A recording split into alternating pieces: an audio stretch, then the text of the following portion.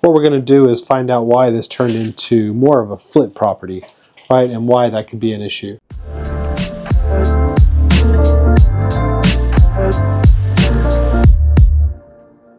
All this siding got replaced along here. Obviously this glass has been cleaned up. Siding looks good. Little tip here, they just put a little framing piece on the bottom and painted this up.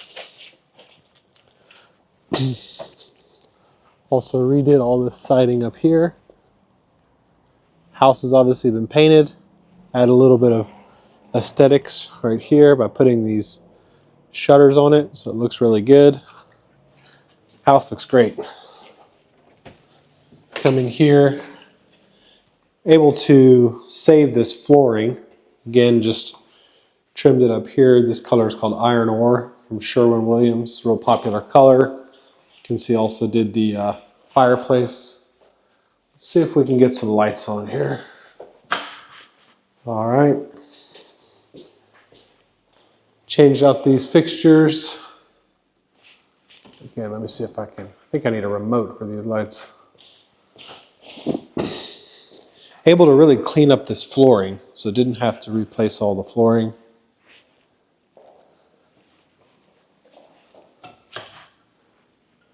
All right, that's better. If you remember here, there was a gap right here. Just sheetrock that and put some can lighting in. Put granite in. This granite looks real nice. Put a new sink in. Repainted the cabinets. So these are the original cabinets. And just put new hardware on them. Cleaned up those windows. Got those. I think I had to replace a little bit of glass on this one right here. But overall, this is looking fantastic. This backsplash here, just a white subway tile. And again, I'm about to break down all the cost of everything. Had to replace this. There was no saving that stovetop. Cleaned out the garage.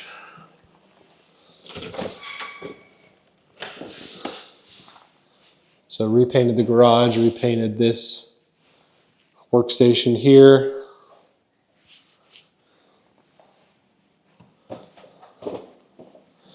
Man, this thing is clean right now and pretty much ready to list. We are going to actually have this staged. I think it'll just help it move a little bit quicker in this market. And yet, see those fixtures up here, replace those two fans.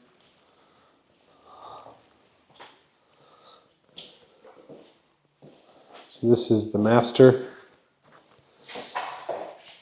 We're going to add a framing bit along this mirror right here. Again, just matched it with the granite here, cleaned everything up. Just kept this shower the way it is. You could take that down and redo it if you wanted to.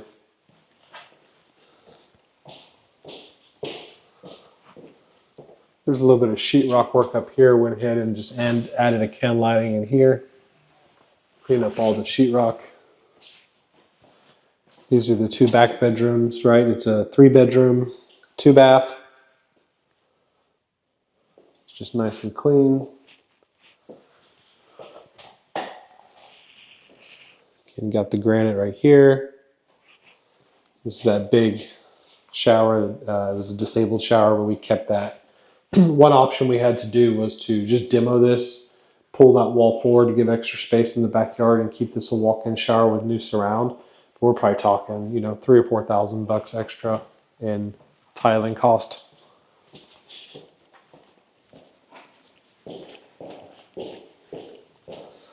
Let's check out the backyard. We do still have to replace this back door. It came apart.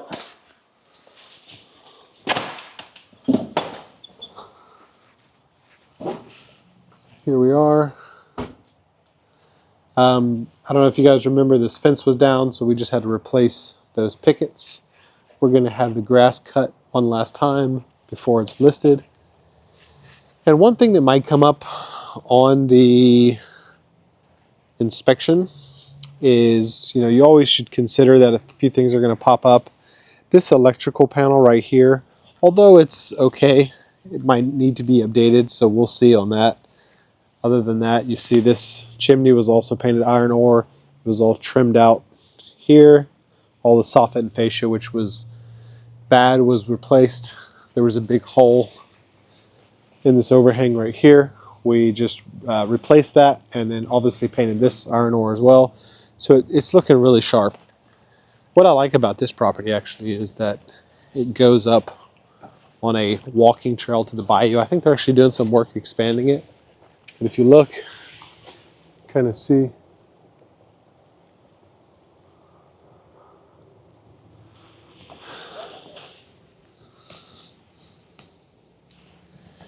So that back trail is also going to be a great selling point. So why I titled this video that it was, what went wrong was originally this deal was going to be a wholetail deal, right? So it would be able to target investors and to target homeowners because it wasn't in the worst shape you've ever seen, but it still needed a little bit of work, right? And that's how we were able to get it for a good cost. But what happened on this one is it's very common when you're doing a wholesale deal, you start adding a couple extra items to it, right? Ended up deciding to paint it and then ended up deciding to change the counters out. It needed some foundation work at the beginning. But then we saw a comp, and I'm about to run the comps here in a second for you guys to see that there was a property which sold in very similar condition. And just noticing this, we're going to have to fix this this drain right here too. It needs to be reconnected. But the property sold at $285,000. It's almost an identical layout comp to this one. Same square footage, same year build, and it was just a clean property. They did a little bit to modernize it, just kind of what we did right here, but also they staged the property. So that one sold for $285,000. So guys, check out the flip profit calculator I'm about to put on the screen again here in a second, and you'll see why that selling it at a wholesale price of $230, $235, it really wasn't worth it for what we could potentially make. Now the downside of this is when we close the loan, we close the loan with only the foundation budget, escrowed, and rehab. So we bought the house for $165, and again, you guys remember I partnered with Chris on this one. We bought the house for $165, and then we escrowed the $6,500 in to fix the foundation, right? So everything outside of that $165 is going to be an out-of-pocket expense. So everything, the counters, the painting, all of that came out of our pocket. So not necessarily what went wrong with it, but just the fact that it ate up more liquidity than we originally expected, but we were willing to take that on because of the potential. If it sells for $275 or $285, we're going to make so much more money than we would if we had just sold it for $235. So what we're going to do is we're going to break down all the costs into it and what it could sell at $285, $275, and you can see how we made our decision.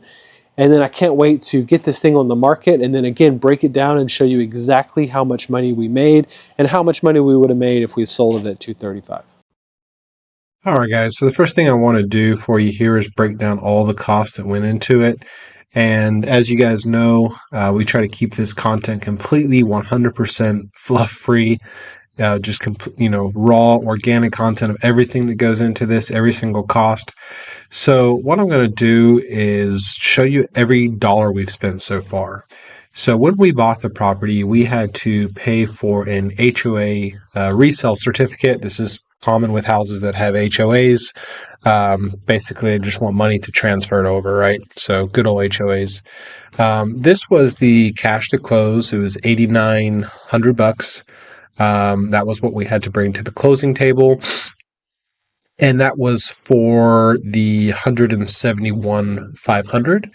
So that was for the purchase price of $165,000, and then we escrowed $6,500 to account for the foundation. And the original goal was that we were just going to do the foundation, get it deep cleaned, and take everything out of the property and relist it for $235, quick turnaround.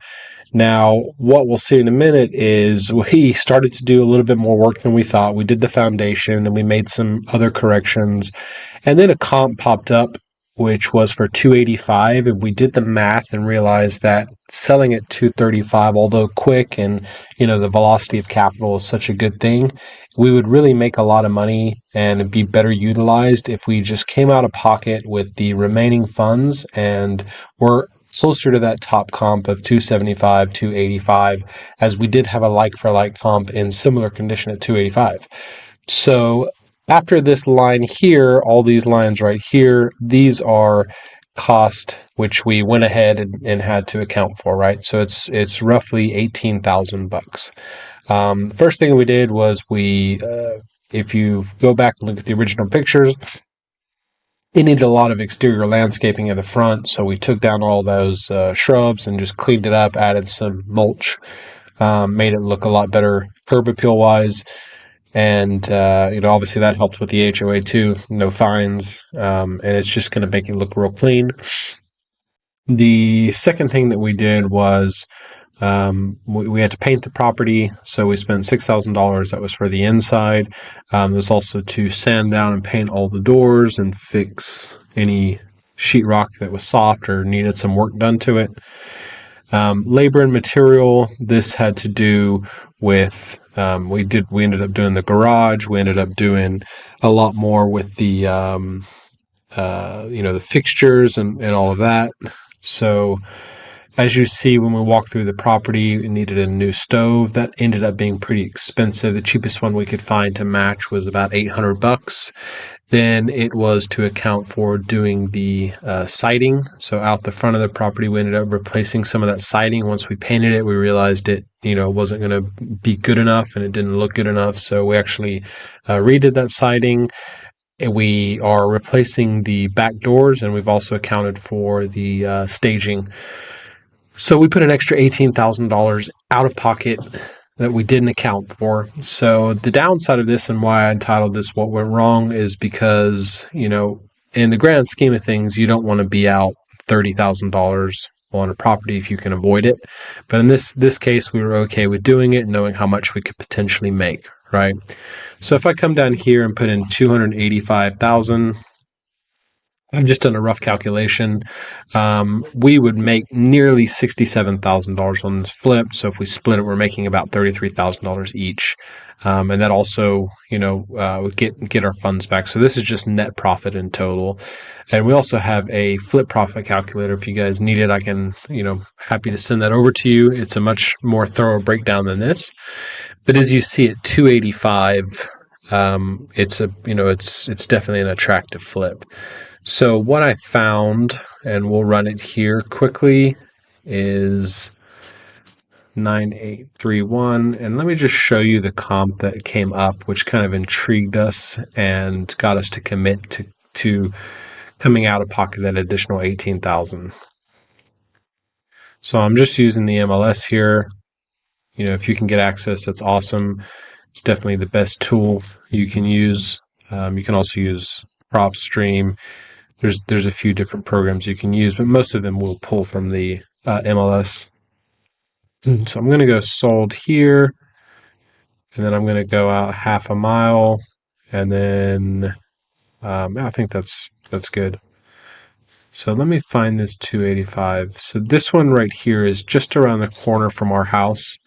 I mean, less than quarter mile. And what's my favorite data metric on house flipping is the days on market, and this thing sold in 8 days. And also, what I'm going to do is I'm going to pull up the tax roll on ours so you can see what we're sitting at,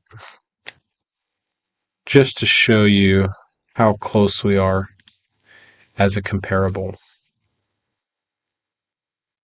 So our property is a 3.2 and it's 1,700 square feet. This property that sold is a 3.2 and it's 1,700 square feet. This is 1,702. This is 1,702. It's the same developer, right? It was built in 1978, this one here, and this one was built in 1978. So exactly the same layout. It was probably the same, floor plan that the developer came in and did it. It's a pretty much dead on comp. The lot is very slightly bigger, but not enough for me to make it a worry. So if you look here at their property and then look at our property. Let me move my big old head here.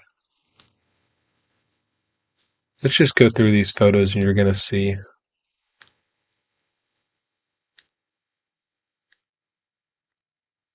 Started with the backyard. But if you look here, you see this is not a complete full update. It's really very similar to ours. It's just the pictures look really good. They've done some staging, but look, this is our tile. This is exactly the same tile as ours. This is the same layout. This is everything is exactly the same. You know, I would even argue our floor is a little bit better. This opening, they opened up at some point right here. So it makes this opening a little bit larger, but not enough for me to have a big worry. They have the same paneling here. They have a fireplace. Now this does sit on a cul-de-sac, and what I would counteract with that is ours backs up to that walking trail, that nature trail. So I think we're pretty evenly matched right there. So this thing sold for $285,000, and it sold in 8 days, and it's very, very good comp for us to use. So that's why we're hopeful that this property, our property, sells for similar. Even if it sold at $275, we would not regret putting that extra money in at $275.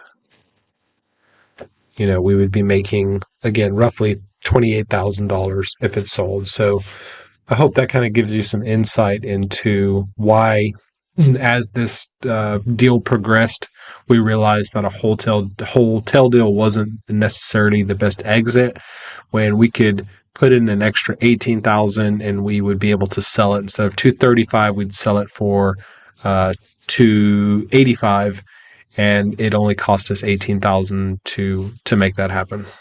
All right, guys, so you can kind of see the reasoning behind why this deal was changed from a traditional wholetail, which is kind of a strategy that a lot of people don't speak about. It's kind of a hybrid between wholesale and retail.